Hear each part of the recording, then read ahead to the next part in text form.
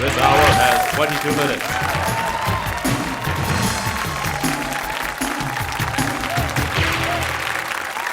Good evening. At a press conference this week, Quebec Liberal leader Daniel Johnson claimed that Bloc Québécois leader Lucien Bouchard and PQ leader Jacques Parizeau, quote, function with one brain. When asked to comment, Bouchard finally broke down and admitted that yes, they do hold joint custody of the organ. Parizeau has use of it every Monday, Wednesday, and Friday. Bouchard every Tuesday, Thursday, and Saturday, and they alternate Sundays. Apparently, the news surprised many Quebecois who thought between them they only had half a brain. Last week, the Hudson Bay Company donated a collection of archival material to the province of Manitoba. The Bay's collection is said to contain artifacts that go back to the very roots of Canadian history. Amongst the treasures, the Tory Book of Ethics, which sat on a shelf for more than 200 years. Mitchell Sharp's second-grade reader, Herb Gray's high school yearbook, and the Wayne and Schuster original joke book. There is mounting criticism that the Liberal government's plan to cut the RCMP musical ride is nothing short of slashing a national symbol. In response, Jean Chrétien said today he has found a way to ensure that the ride will never disappear completely. The Prime Minister unveiled the scaled-down new-look ride earlier today in room 601 of the Moose Jaw Voyageur Motel. And consistent with Mr. Chrétien's policy of affirmative action and keeping it all in the family, every member of the new ride is a spinster aunt of Mr. Chrétien. They all hail from Shawinigan. The Canadian government announced this week that Prime Minister Chrétien will visit China later this year in an effort to drum up more trade between the two countries. Reaction to the news in the Chinese capital was overwhelming as the parliamentarians looked forward in breathless anticipation to Chrétien's arrival. Last week, the leaders of the so-called industrialized nations, also known as the G7, held a meeting to deal with the problem of unemployment. Jobs and how to create them was the focus of the two-day meeting. One of the highlights of the summit was the premiere screening of a Canadian production entitled Job Tips. This hour has obtained exclusive rights to broadcast the tape. Let's have a peek. G7 Job Tips. The interview. Tip number 1. The greeting. Avoid the informal greeting. Choose instead a firm handshake, but always remember to let go of the hand before sitting down. Tip number 2. Eye contact. Avoid staring.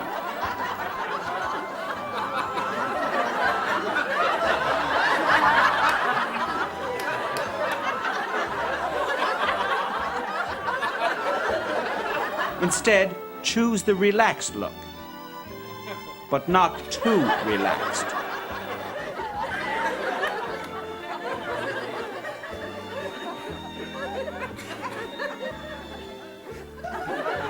Tip number 3, accessories. Wear them.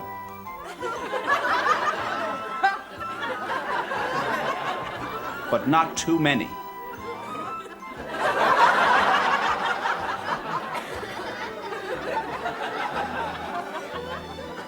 Tip number 4, attitude. Casual, but not too casual. Lose the flip-flops. G7 Job Tips. Have a happy day.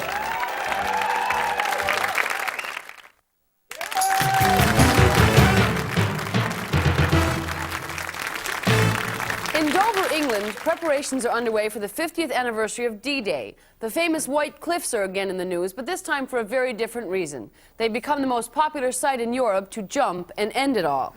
We are joined now by Oswald and Beryl Battersea, who own a hotel and wine bar just 100 yards from the sheer white chalk cliffs. Hello, Canada! Hello, Canada! Hello. You know, we had a lovely Canadian took the plunge a couple of months ago. Oh, very nice. He was ever very upset. Apparently he was an election strategist for Kim Campbell. Mr. and Mrs. Battersea, every day you must deal with an endless parade of no-hopers who see the Dover Cliffs as a place to end it all. Oh, yes, Sydney. It's awful. The cliffs draw the jumpers like magnets. Yes, we do a very brisk trade here. Full up of a morning, Then usually quite a few vacancies after 11s. and then it's like a morgue here above tea time. Oops! So how do you keep your spirits up? It must get very depressing. Oh, yes, it's quite bleak, you know. But you've got to try to put a good face on it. And we do our best by our clientele, you know, give them a nice send-off, brighten up their last few moments in this vale of tears. If they look like they're premature plunger types, we like to send them on their way, all bloated up with a lovely English breakfast. Fried eggs, Fried tomatoes. fried rashers, Twice fried chips. fried bread. All floating in a sea of brown beans. I mean, we wouldn't want to see someone take the Dover dive with a tummy full of Kashmiri pulave or quattro formaggio pizza. And while it's not champagne cocktails at Claridge's, it is quite a nice spread. So, business is good. Oh, yes. And now we're gearing up for the D-Day celebrations in June. A very special menu planned, concentrating on the British pud, Spotted dick, the syllabub, a nice jam, roly-poly. not to forget the Queen of, guaranteed to take you straight to the bottom after your plunge. Well, it sounds like a nice send-off. Thank you both very much. You know, Sydney, it's been remarked to me quite often that I am the face and eyes of Dame Vera Lynn. You know, there'll be bluebirds over the white cliffs of Dover. You know, Sydney, sometimes the last voice the jumpers hear is my barrow singing away. It seems to steal them, give them that extra little push. Well, thank you. Until we meet again. Don't know where, don't know when, some sunny day. Goodbye, Canada. Goodbye. A recent survey suggests that Canadians drink over 7 billion cups of tea per year. Demonstrators upset with the treatment of tea bags recently caused a disturbance during a commercial taping. The protesters attacked the Tetley tea folk while they did their Tetley tea folk dance. The protesters sprayed the tea folk with ink and then chained themselves onto a large teapot. They were apparently upset by the treatment of tea bags, which are first apparently scalded with boiling water, steeped for minutes at a time, and then squeezed up against the side of a cup. I think few of us realize the horror, oh, the horror, behind a simple cup of tea. And now it's time to check in with this hour's very own Sandy Campbell. Hi, I'm Sandy Campbell. And all right, it's Oscar night, and I'm just waiting for my limo to pick me up. I'm a movie pig, although hubby thinks I'm only in it for the corn. He won't go with me anymore since I was kicked out of the theater for screaming, "Get a shower!" at Mickey Rourke and the Barfly. Oh, but my man Daniel Day-Lewis, he had me riveted, even though he didn't wash his hair till he got out of jail in the name of the Father. Oh, Daniel, I still get a hoot out of that crazy trick he played on Madeline Stowe in The Last of the Mohicans. "Go over the falls in the barrel. I will find you, no matter how far, no matter how long. Here, take my barrel." Oh, I love movies. But hubby got in a snit when I came home and tried to paint blue ink lines on his nose when he was asleep after the piano. I was cut off. That's a relief. Oh, I've seen them all. Schindler's List, Liam Neeson. Oh, he's come a long way from that wimp he played in Woody Allen's Husbands and Wives. Oh, Judy, I didn't mean to hurt you. I wouldn't want to hurt you. It's just that her body was so darn naked. Well, I can understand Hannibal Lecter not being able to express his feelings towards Emma Thompson in that stuffy English movie. There was no meat on her. As far as my picks, The Piano, best mud. Tombstone, best killin' and best mustaches. The Fugitive, best train crash. And best leather pants on a black man, Denzel Washington. Much ado about nothing. Oh! Excuse me, I need a drink of water. What? A call for me? It's probably Daniel Day-Lewis. He's already in character to play my hubby in my life story. Swoon! I'm Sandy Campbell. Well, the Reform Party are at it again. This time, it's their immigration critic, Art Hanger. He's come out and said, it's the Jamaicans. The Jamaicans are responsible for rising crime in Toronto. And what did Preston Manning do? What any good leader does. Came out in support of his member and said he was only calling a spade a spade. A spade, Mr. Manning? Do you choose your words carefully, sir, or do they just come tumbling off the tip of your old tongue? What is going on with the Reform Party members? Did they go to school at all? Did they read Bambi? You know, if you don't have anything nice to say, you don't say anything at all. Did they have mothers? Were they hugged as children? Because there's definitely a few little basic do's and don'ts that they just can't seem to get a grip on. You know, simple little things like, don't go quoting Adolf Hitler in your newsletter. A lot of people in this country, they just don't like Hitler. Don't go saying things like, there's too many French people speaking French in Ottawa. That's just a very stupid thing to say. And for God's sakes, do not use the word spade when blaming Jamaicans for crime.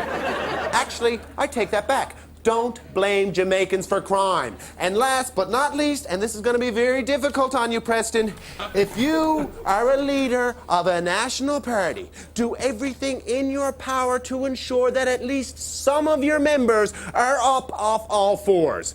I know it's going to be tough, but it can only help you come next election.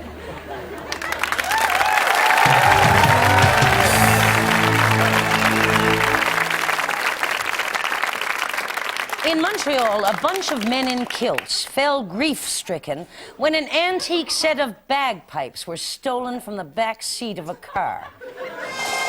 The bagpipes belonged to the storied Black Watch Regiment. There's no actual words to explain how empty or lost you feel. Who in their right mind would want to steal a bagpipe? Apparently, the thief thought he was taking Mike Duffy hostage.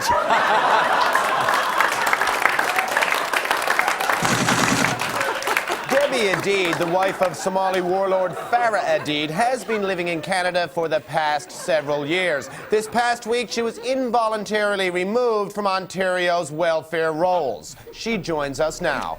Mrs. Adid, what can you tell us about your situation? Well, people obviously think my husband got money. Hello? How much money do you think there is in trying to establish a quasi-military dictatorship?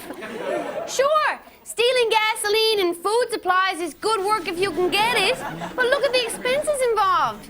Taking other gang leaders to business lunches, per diem for your fellow yahoos, it'll run you. Yes, but you flew to Africa first class with an escort. You were treated like the First Lady. That's hardly the standard itinerary of a Canadian welfare mother. Yeah, but is that any reason to cut my doll? I get back here and it's the same old rat race. Ahmed wants rollerblades. Jufaline wants the Barbie dream car.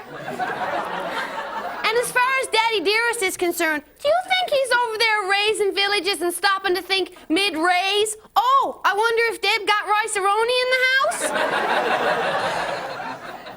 Speaking of village raising and the problems in Mogadishu, what's going on over there right now? Same old, same old. And I'm always saying, you know, Farah, kill, kill, kill. That's all you ever do. Okay, go ahead, but it's bad karma. I said to him, boy, look, lighten up. Where's the humor in blowing people's limbs off? I don't get it. If religion, land, power, money, and fear are the setup, what's the punchline?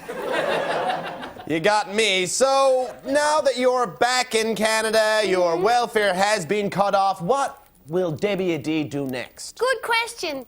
I'd love to become an international affairs correspondent. Can you see the crowd down to welfare giving me a travel allowance? Look, JB, I drive around the world, but the Cortina's up on blocks. Well, perhaps we'll have you on again another day for another update. Okay, but it can't be next week. I'm going back to Djibouti this Friday. Then I'm back on Tuesday for the welfare hearing, jet lag and all. It's a wacky, wacky, war-torn world. Thank you, Mrs. Adid, and of course, good luck with your case. Peace. Time now for this hour's reality check. This week, the mainstream media has been full of overblown stories about the conflict between the Monarchist League and the Girl Guides. This controversy was apparently caused by the Guides' proposal to drop the Queen from their oath.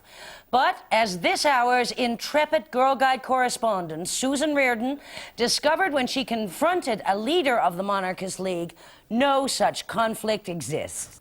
I'm a little girl guide dressed in blue. Here are the actions I can do. Salute to the captain, bow to the queen. Turn my back on the dirty submarine. I'm a little girl guide dressed in blue. Why are you upset with the Girl Guides? We're not upset with the Girl Guides. Girl Guides are some of our most enthusiastic supporters. So it's all been a big lie? Oh, it's been a big laugh. You know, so all this reference to biscuits once a year. Would you buy my biscuits? I had top sales in the province. You only have one box? I only have one. But you could pay me for two. I'll That pay would you count. for two. Okay, $4.50. $4.50? $4.50. That for two? $2.25. Absolutely. Half the price. Okay. Yes. Oh, excellent. Okay. Well, make note of that. That was $5, no change. and that's 50 cents for me. Thank you. Thank you very much. And, you know, salute to the captain, bow to the queen, turn my back on the dirty submarine, all that. Good.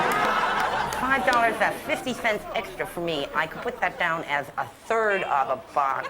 I think I'll get total top sales in the province again this year.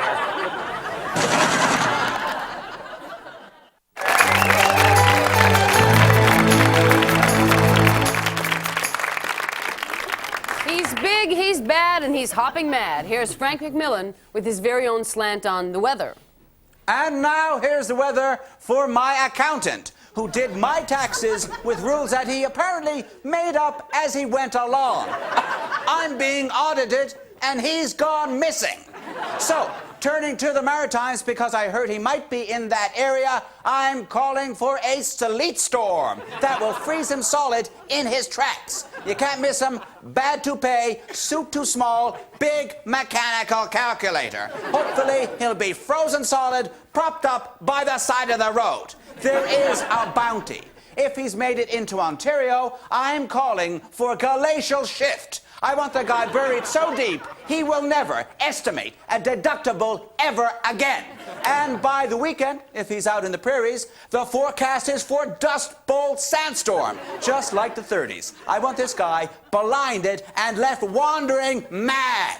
And turning to the Yukon, where I heard he could be heading, I'm calling for avalanche. I want this accountant buried up to his neck, and when he's found, I want it to be by a grizzly, a big one. And so to recap, the weather for my accountant, who is apparently on the run, I'm calling for freezing sleet storm, shifting glaciers, dust bowl sandstorm, avalanche, and last but not least, grizzly bear attack. Here's hoping. Back to you. Well, it's official. Winter is over, and nothing says spring like this hour's Bon Yetman. Hi, and welcome to Bon's Gardening Corner. In answer to Mr. Percy Bysshe Shelley's oft-repeated question, if winter comes, can spring be far behind? Well, yes, actually, Mr. Shelley, awful far behind. For us here, perched precariously around the Canadian Shield, winter comes, and spring is often 8 to 9 long darn months behind. But with the patience of the true gardener, we accept the unending cruel chill of a deep Canadian winter. It's like boils or festering sores. We accept it, embrace it, wait it out. But now, oh Jesu, joy of man's delivering, it's March 21st, the first day of spring. Time to put the brutal Canadian winter behind us and emerge bloody but unbowed for month after endless month of donning our fur hats, putting on our big puffy coats, bending over laboriously for the 9,763,000th time to buckle on our galoshes in order that we may achieve what might seem like a fairly very simple task, making it unfrozen from the front door to the car. But, as I say, now is the first day of spring, and time for us to do the groundwork for that earthly garden of blooming delights. Time to take these tender and frail seedlings and put them in the waiting earth.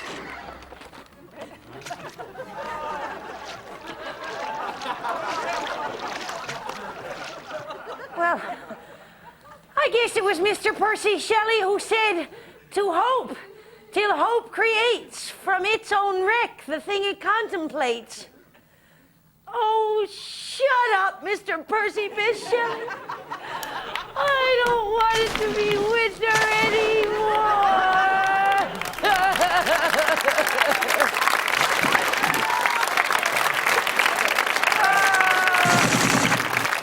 Well, that's the way we saw the world this week. I'm JB Dixon saying if you're going to loan your mother your VCR, always double check to ensure that one of your own videos isn't left in the machine. Believe me, it's worth it. From all of us here at This Hour Has 22 Minutes, good night. Good night. Bye-bye. Good night.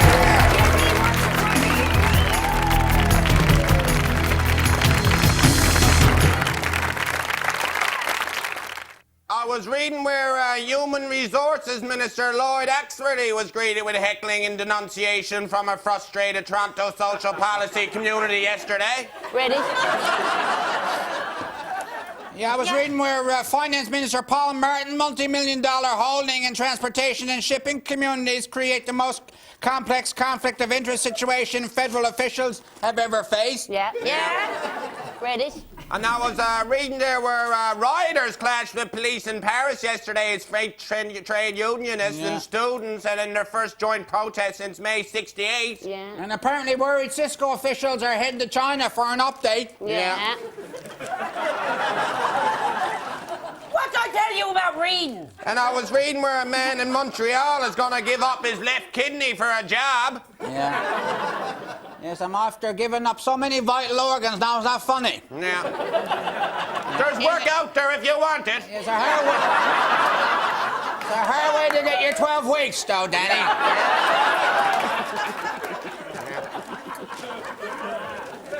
And I was reading where the smile of the day was the reason babies like their soft foods is that they splatter against the wall. Yeah. I don't like the Daily Smile. I find it too cerebral.